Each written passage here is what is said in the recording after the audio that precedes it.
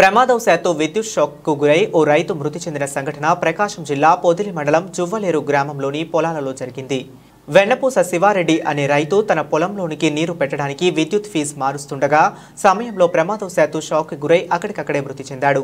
విషయం తెలుసుకున్న విద్యుత్ శాఖ అధికారులు సంఘటనా స్థలానికి చేరుకుని ప్రమాదం ఏ విధంగా జరిగిందని పరిశీలించారు.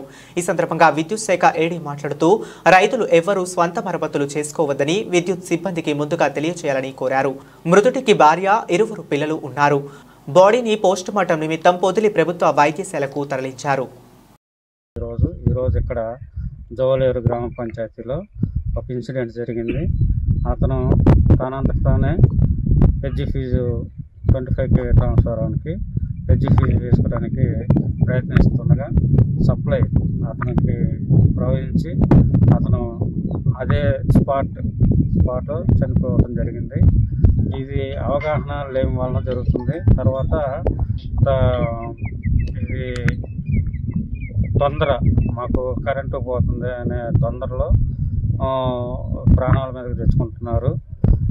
ఒక నిమిషం లేట్ అయినా కానీ కరెంటు డిపార్ట్మెంట్ వాళ్ళతో కన్సల్ట్ అయ్యి వాళ్ళతో మీరు పనులు చేసుకుంటేనే మీకు శ్రేయస్కరము. లేని పక్షంలో మీరంతటా మీరు చేసుకునే పని అయితే ప్రమాదాలు ఈ విధంగానే జరుగుతూ ఉంటాయి. కాబట్టి ఈ విధంగా జరగకూడదని నేను మనస్ఫూర్తిగా రైతులందరినీ కోరుతున్నాను.